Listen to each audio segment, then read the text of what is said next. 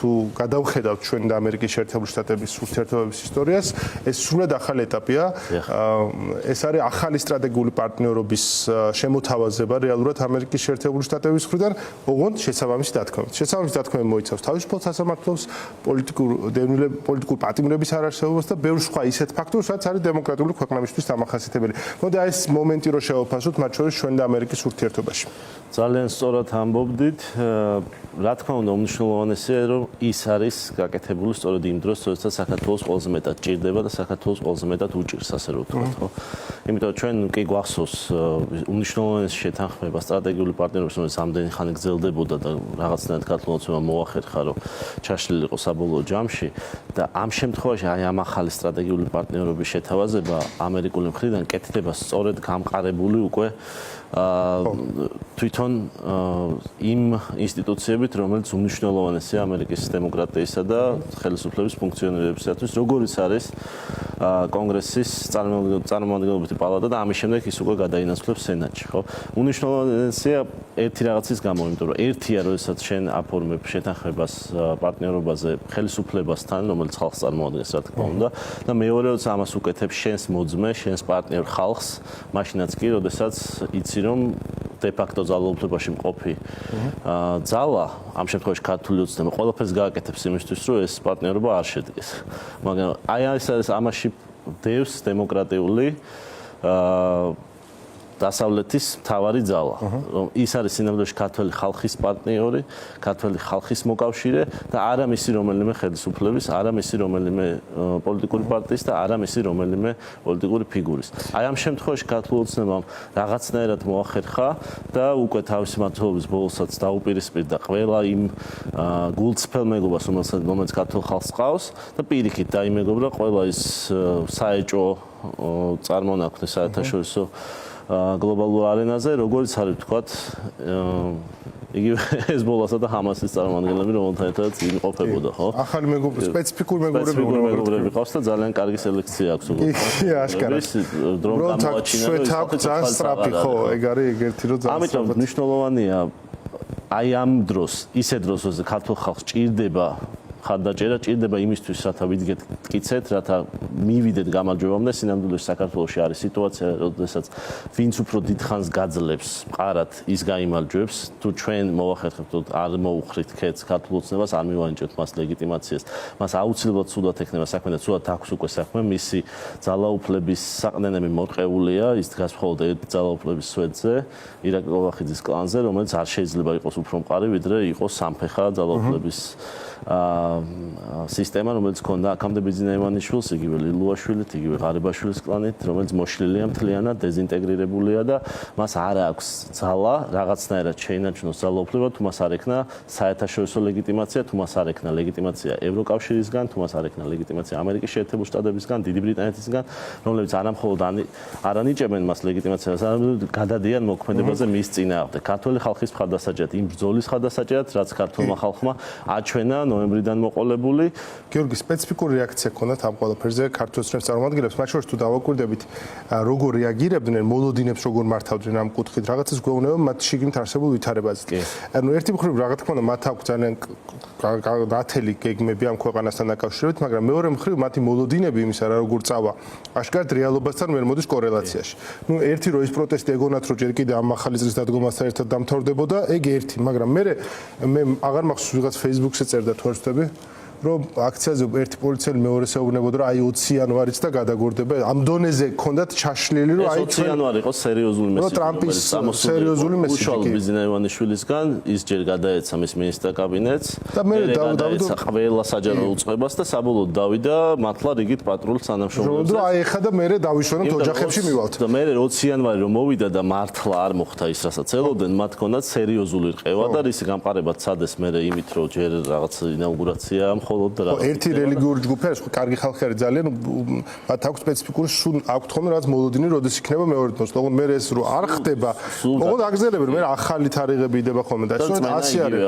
წმენა იგივე ამ შემთხვევაში ეს არ მოქმედებს და აი ამ ნაწილზე რო ვილაპარაკოთ, მათ შორის აი როგორ შეიძლება ეს გამოიყენოს ოპოზიციურმა პოლიტიკურ ასპექტზე სამოქალაქო საზოგადოებამ, იმიტომ რომ სტრატეგია ერთია, მაგრამ ფაქტია რომ მათი აღქმები მართლა ძალიან ნაივურია ხანდახან და მოლოდინები ინფანტილური. რომ აი რაღაც ასე გადალაგდება მათ სასარგებლოდ ყველაფერი, როგორც მათ აწყობს. სინამდვილეში უნდა ვთქვათ ერთი რამ, ნელ-ნელა მათ რიტორიკასაც ეთყობა, რომ მათი რწმენა იკლებს. მათი რწმენა იმ ბიძინა ივანიშვილის უძლეველობაში, რაც ყოველთვის ჰქონდათ, იკლებს და გარდა ამისა იკლებს მათი რწმენა იმაში, რომ ისინი არიან უსაფრთხოდ ბიძინა ივანიშვილის გარშემო. სინამდვილეში ხდება პირიქით. თუ ადრე ბიძინა ივანიშვილი მისი წრე რაღაცნაირად ასხივებდა წარმატების, განვითარების და უსაფრთხოების ერთადერთ ნამდვილ გარანტიას საქართველოში, ახლა ეს არის პირიქით. და ამის მაგალითი არის და ძლევამოსილების რა თქმა უნდა ძალაუფლების გამოსხივების და ყველა იმ საზარელუნების რაც ამას ახლავს ხოლმე ხო და აქედან გამომდინარე დღეს არის პირიქით ჩვენ ხედავთ ღარიბაშვილს რომელიც არც კი ვიცით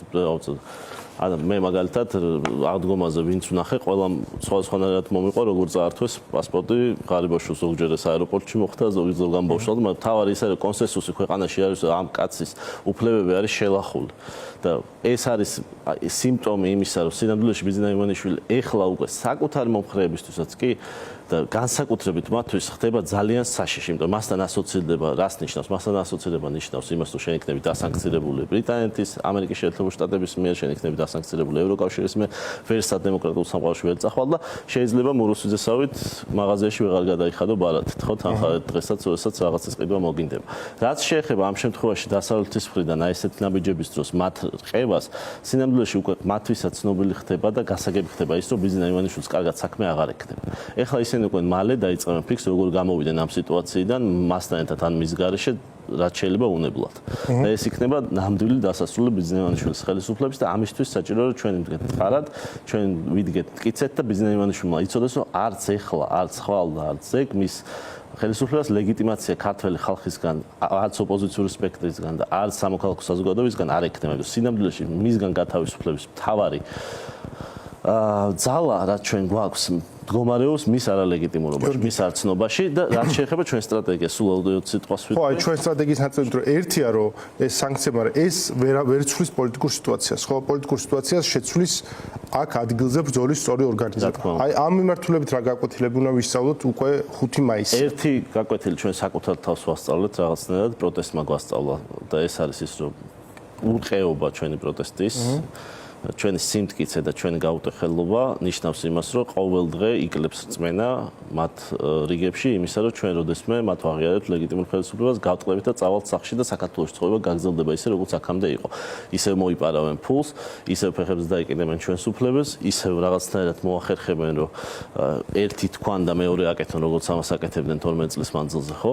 სინამდვილეში ჩვენ ყოველ დღე მათ რუსთაველის ქუჩაზე ვაჩვენებთ, რომ ესე არ იქნება, ჩვენ არ ვიცხოვრებთ ისე თითქოს ქვეყანაში არაფერი არ ხდება, თითქოს ქვეყანაში ადამიანები არ იჩაგრებიან და თითქოს დღეს პატიმარი არ გადაიცვალა, რომელსაც 30-მდე მოტეხილობა ქონდა სახლის არეში და თითქოს ის არ იყო გამქრალი, ხო? მთელი 2 კვირის მანძილზე მე მგონი სანამ ის ოჯახმა აი ესეთი საზარელი ამბები არ იქნება ჩვენთვის ნორმალური და სწორედ ამის მანიფესტაციისთვის ჩვენ ვდგავართ რუსთაველზე და გარდა ამისა სწორედ ამის მანიფესტაციისთვის ოპოზიცია და სამოქალაქო საზოგადოება პროდასავლური ძალები ამ ქვეყანაში ყველაფერს აკეთებს იმისთვის, რათა ოლიგარქიული რეჟიმი მოიცილოს და ამისთვის ჩვენ სულ ახლახანს კოორდინაცია გაუწიეთ ერთმანეთში იმ გადაწყვეტილებას, რომ შედგეს დიდი მანიფესტაცია 9 მაისს საქართველოში, თბილისში, ევროპის დღეს, იმ დღეს, როდესაც 1950 წელს გაკეთა შუმანის დეკლარაცია. მაშინდელმა საფრანგეთის საგარეო საქმეთა მინისტრმა დღეს უკვე ძალიან ლეგენდარულ პიროვნებად ქცეულმა ადამიანმა მაშინ ეს გააკეთა იმისთვის, სწორედ რათა ევროპას ქონოდა შვიდობიანი სივრცე. ქონოდა სივრცე, სადაც არასდროს აღარ იქნებოდა არც ომი, არც კონფლიქტი, არც დაპირისპირება იმ ხარისხის, რომელიც ხელშეუშლიდა ადამიანების კეთილდღეობაში ცხოვრებას. შარშანდელი ეს დემონსტრაცია ძალიან შთამბეჭდავი შარშანდელი მე ამ ხელ დემონსტრაციას გულწრფელად ვთქვი და შარშან ამ ხელაც იყო, არ უყოფილვარ და ერთი ამახასიათებდა ამ დემონსტრაციას. იყავი ამ დემონსტრაციას ბევრი ვიარე და ერთადერთი ნაცნობი ვნახე. ანუ ვერავინ სხვა ნაცნობი ვერ ვნახე. ის სპეციფიკური მახასიათებელი, რომელიც ზოგადად დემონსტრაციებს აქვს ხოლმე, რომ ყველა პატარა ხო, ნამდვილი სახალხო ძალიან და არც იმერთი ნახვა არ მინდოდა შეიძლება რომ ის დღე იყო ჩემ ცხოვრებაში ასევე ერთ-ერთი ყველაზე იმედიანი დღე მართლა იმ თვალსაზრისით მე ვიფიქრე რომ აი ეს ტანჯვა, ეს კორუფცია, ეს რაღაცნაირი უბედურება რაც ამ ქვეყანას თანს დევს, რაც მდგომარეობს იმაში რომ ადამიანები იზრდებიან ისე რომ დედა მხოლოდ მხოლოდ Skype-ში ყავთ ხო ნანახი, ასეთი 1000-ობით ოჯახია საქართველოში დღეს. ადამიანი ისე ბერდება, ისე მოხუცდება, რომ მშობლების საფლავზე ვერ ჩადის, იმიტომ რომ ის შეიძლება მავთუხლათების მიღმა ხო, ის უბედურება, რომ ადამიანებს აქვთ თითქმის ყოველ მეორე ოჯახს ყავს გაშავებული ადამიანი, ხო, რომელსაც 10 ცეცხლს აძლევენ, არაფერს არ აძლევენ, ხო, ვალებში ჩაფლობის გამო, ან იმის გამო, რომ სახელმწიფო მას ცუდად მოექცა და ჩვენ აი ესე ცხოვრებისგან თავის დაღწევისთვის რაღაცნაირი იმედი, როდესაც გვეძლება, ეს ხდება განსაკუთრებით ესეთ დღეებში, როდესაც ჩვენ ვხედავთ, რომ ქართველი ხალხი ერთიანია იმ ფასზე. ესეთ დღეები რო არ იყოს მქონე ამ ქვეყანაში დარჩენა პრაქტიკულად შეუძლებელი იქნება. ესეთი დღე მიუხედავად იმისა, რომ ჩვენ გვაქვს უპრეცედენტო და ძალიან შეუსაბამო ხო საქართველოს ისტორიას, იმიტომ რომ ჩვენ გვახსოვს ძალიან მოკლე, ძალიან ეფექტური პროტესტები, მაგრამ დღეს ვხედავთ უპრეცედენტოდ გრძელ ძალიან ყარბძოლას, ძალიან ევროპულს და ძალიან სამოქალაქოს. შეიძლება ვამბობ ხოლმე, რომ ჩვენ ამ პროტესტშიც განსხვავდებით, ვამტკიცებთ, რომ ძალიან ევროპელები ვართ, იმიტომ რომ ეს არ არის აი ის რაც არაბულ ქუჩას ეძახიან, ქუჩაში გამოვარდნილი გაბრაზებული ხალხი რო ლეწავს რაღაცას. კი და ეთქვილაში რომ თავდება ხოლმე. არა, ეს სხვა სიღრმე გამოაჩინა და ზრდა მათ შორის. აი ყოველი რო შევადაროთ 13 წლის წინანდელ პროტესტს, სულ სხვანაირია დღევანდელი. და ეს ძალიან გავს სოლიდარობის იმ მოძრაობებს, რომელიც იყო 80-იანი წლების ბოლოს და ყველა მათგანი აღმოსავლეთ ევროპაში იყო ანტირუსული გავლენის ანტიკოლონიური და რაც თავარია ყველა მათგანი დასრულდა გამარჯვებით. ყველა მათგანი წელიწად ნახევარში 2 წლის მანძილზე დასრულდა გამარჯვებით. ჩვენი კიდე უფრო მალე იქნება, კიდე უფრო სწრაფად იქნება, იმიტომ რომ სინამდვილეში მე მინდა ერთი რამე თქვა. ჩვენ შევიკრიბებით 9 მაისს, იმიტომ რომ ეს არის დღე, რომელმაც საფუძველი ჩაუყარა ევროკავშირის შექმნას. და იმ დეკლარაციაში შუმანს ჰქონდა ძალიან საინტერესო სიტყვები, ფაქტობრივად წინასწარმეტყველური სიტყვები, რომ მან თქვა, რომ ეს უნდა შევქმნათ იმიტომ, რათა ომი და უბედურება დაპირისპირება ევროკავშირში იყოს არამხოლოდ წარმოუდგენელი, არამედ პრაქტიკულად შეუძლებელი მატერიალური თვალსაზრისით. ანუ სინამდვილეში ჩვენ ერთადერთი ნაბიჯი გვაშორებს იმ სივრცეს, რომელშიც და აი ამ დეკლარაციის ხელმოწერის მერე იმ ქვეყნებში და ეს 1 წლის მერე პარიზის შეთანხმებით განხორციელდა, ხო, რომელმაც ხელი მოაწერეს არასდროს ყოფილა არც ომი და არც ჰორიზონტზე არ ჩანს რაიმე მსგავსი, ხო? არც იქნება დაწუნებული, იმიტომ რომ სინამდვილეში აი ესეთი შეთანხმებები, რომელიც ერთმანეთს აჯაჭვებს ეკონომიკებს და კეთილდღეობის სურვილს იმდენად, რომ შეუძლებელია ეს ადამიანები როდესაც ერთმანეთს დაუპირისპირდეს და არამხოლოდ ერთმანეთს, არამედ ერთმანეთსაც ეხმარებიან სხვათა დაპირისპირების შემთხვევაში, იმიტომ რომ სინამდვილეში მათი კეთილდღეობა, მათი უზრუნველყოფა ცხოვრება, მათი უსაფრთხოება არის გადამული ერთმანეთს. ჩვენ ნაბიჯს გვაქვს სწორედ აქეთკენ. ჩვენ ვაჩვენებთ ყველას, რომ 100,000-ობით ადამიანი გამოვა ისევ 9 მაისს და ჩვენ ღიად ვეტყვით ქართულ ოცნებას, დე-ფაქტო ხელისუფლებას საქართველოს, რომ მისი ძალაუფლების დღეები დათვლილია.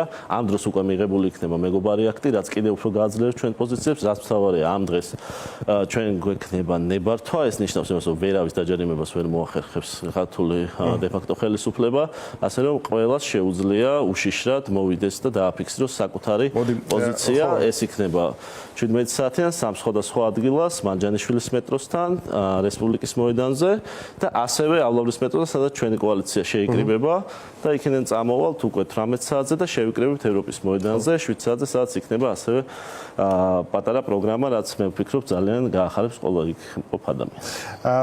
მოდი პოლიტიკური ბრძოლის ნაწილი უფრო გავშალოთ და ბრძოლის ნაწილზე ვილაპარაკოთ. თქვენმა კოალიციამ და უშუალოდ თქვენმა პარტიამ ერთგვარი განაახლა შიდა პარტიული სტრუქტურები. ნუ რაღაც ნახეთ ახალი ხელმძღვანელები და ბევრი ვინც ძალიან ეწინააღმდეგება ამ არჩევნებში მონაწილეობას, მხოლოდ თვითმმართველობის არჩევნებში, ამან შეაშინა, რომ ესენი არჩევნებში ხო არ აპირებენ მონაწილეობის მიღებასო, იმიტომ რომ რაღაც პარტიული უჯრედების განახლება ხო არ მიანიშნებდა ამას. ამ მხრივ რო გითხრა რა ხდება თქვენთან პარტიაში, იმიტომ რომ ნახე, როცა წინ არჩევნებია და არჩევნებში მონაწილეობას ჯერჯერობით არავინ არ აპირებს, რას ემსახურება მათ შორის როგორ რას ემსახურება ეს ცვლილებები და როგორ აპირებთ მათ შორის შიდა პარტიული ცხოვრების ორგანიზებას.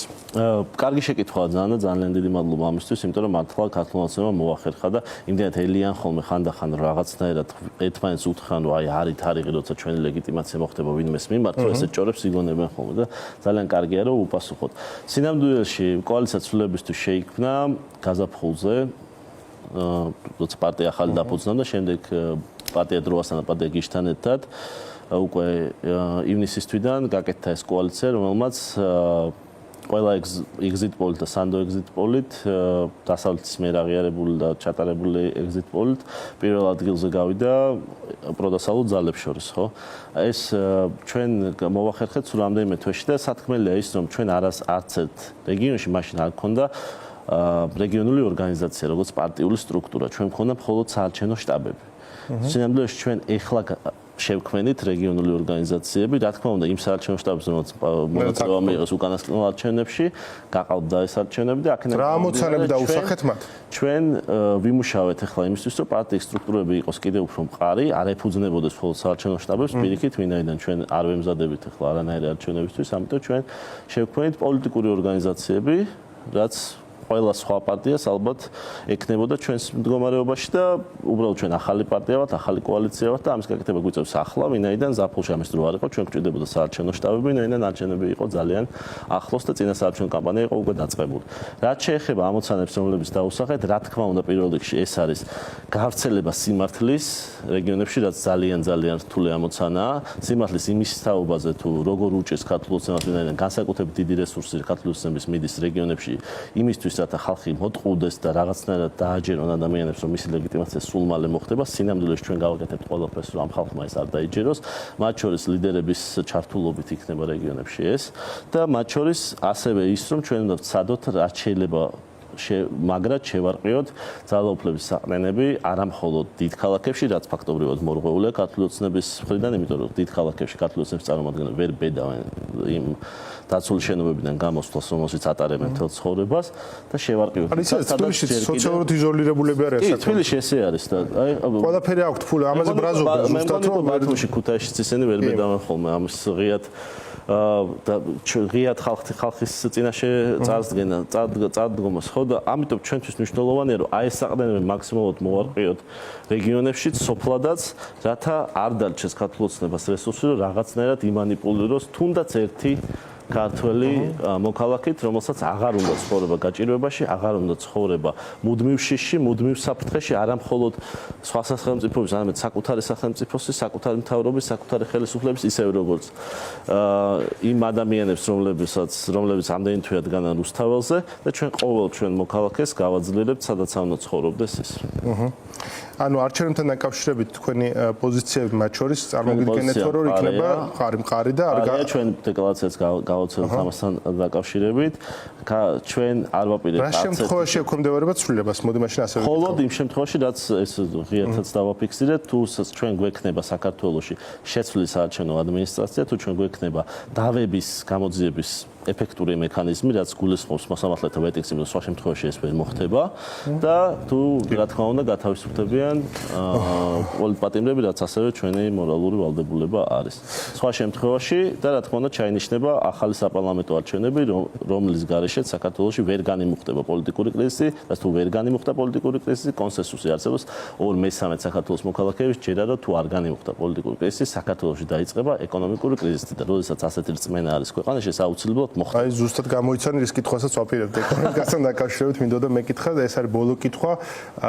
9%-იანი ეკონომიკური ზრდით ტრაბახობს ხელისუფლება და მათი პროპაგანდის ცენტრალური ნაწილი. ამაზე ამოშენებული რაღაცნაირად აი სტაბილურობის განცდა თითქოს მათ მხარდამჭერებში და ამ მხრივ ხა წინა იმაში ჩამოთვალე ყველა ინდიკატორი რაც შეიძლება შევხედოთ ხო ეკონომიკის კუთხით საგადასახადო შემოსავლები პირდაპირ უცხოური ინვესტიციები, სამუშაო ბაზარი, უძრავი ქონების ბაზარი უკან მიდის. ყველაფერი უკან მიდის და მაინც გვაქვს 9%-იანი ეკონომიკური ზრდა და ასე ითვლის საქსტატ. აი როგორ უყურებთ ამ მომენტში ეკონომიკურ მდგომარეობას? რა თქმა უნდა ეს საქსტატის მონაცემები ჯერ ესეთ დიდ უნდობლობას იწვევს, იმიტომ რომ ქუჩაში დავდივართ ყოველდღე და არავინ მას არ ენდობა. საქართველოს მოსახლეობას აქ სერიოზული განცდა იმისა, რომ კრიზისი ეხლა დგება და ამას ჩვენ ძალიან მალე მივხვდებით თუ გავესაუბრებით თუნდაც ბიზნესის წრის წარმომადგენლებს, რომ საქართველოს ფაქტობრივად არავინ აღარაფერში ფულს აღარდებს, არც ქვეყნის გარედან, არც ქვეყნის შიგნით.